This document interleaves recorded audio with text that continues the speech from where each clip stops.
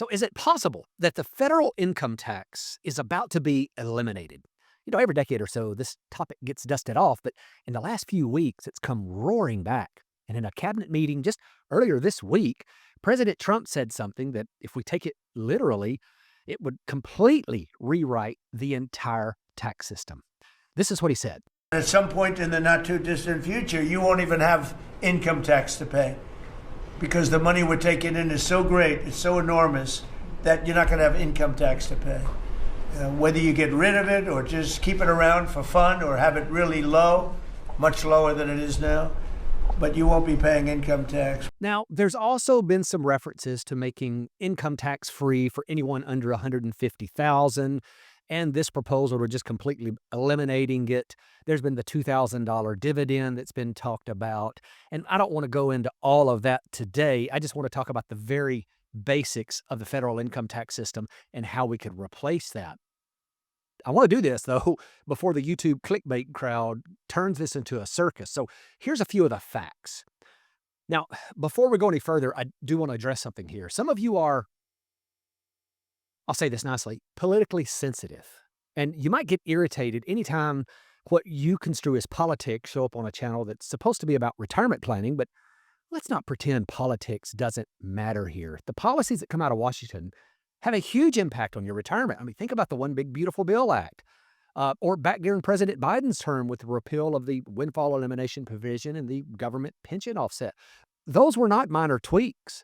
They changed people's income in a really meaningful way. So yeah, this stuff matters. And no, we can't do anything about it before it becomes law, but being aware of what's potentially coming does help you make better decisions about the future.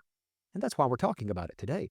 All right, let's clarify what's actually being proposed here. So President Trump has floated a couple of different tax overhaul ideas.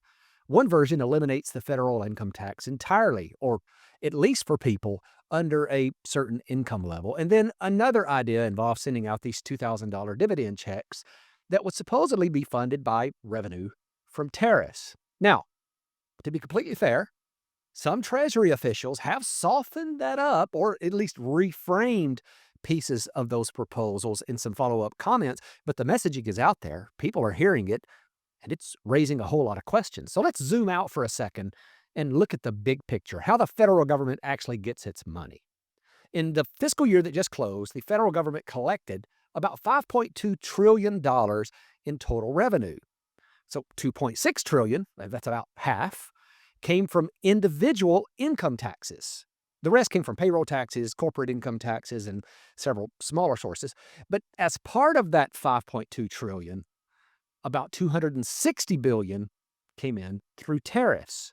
So that gives us a rough picture of the gap between what's currently coming in income taxes versus tariffs. So roughly $2.6 trillion is coming in federal income taxes, $260 billion, about 10%, is coming in through tariffs. And as much as I would love to see federal income taxes go away, I've got to admit, at first glance, I can't make the simple math work. I don't see how you replace $2.6 trillion with roughly $260 billion unless you crank tariffs up to the point where they're 10 times higher than they are now and imports somehow hold steady. If you did that, you'd, I guess, at least see much higher consumer prices, which would effectively mean you swapped an income tax system for a big national consumption tax. But look, I'll be the first to tell you, I'm no economist. There are lots of ripple effects that when you make changes to tax policy, you just can't predict them. Just a simple example here. Just suppose that a couple who's married filing jointly has about $150,000 in taxable income. Now, they're going to pay somewhere around $22,000 in federal income tax, give or take a few dollars. So if you eliminate that tax, they suddenly have a lot more buying power.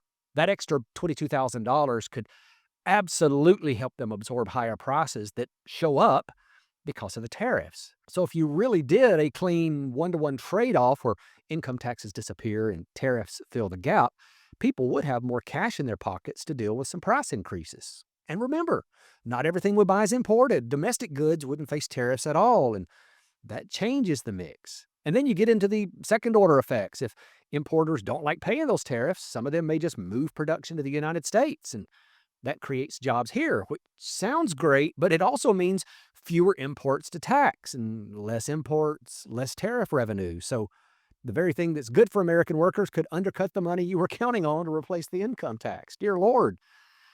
That's why economics can feel like a big giant game of dominoes. You tip one over and two others fall in directions that you didn't expect.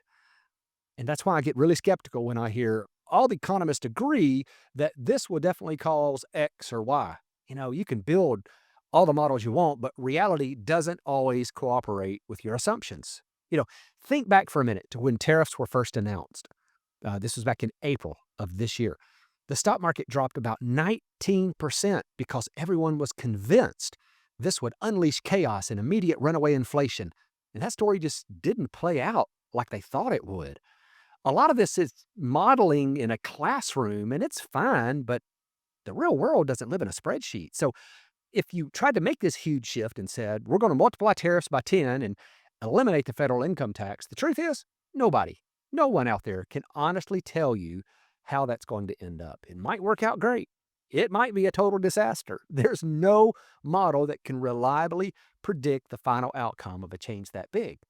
So the bottom line is, I would say that it's highly likely that more tax changes of some sort are coming down the road. Maybe not as dramatic as eliminating federal income taxes altogether, but something is likely to shift. And when those changes start affecting retirees, which they always do, I'll make sure to break it all down for you right here on this channel. So if you haven't subscribed yet, you probably should. That way, you won't miss anything important.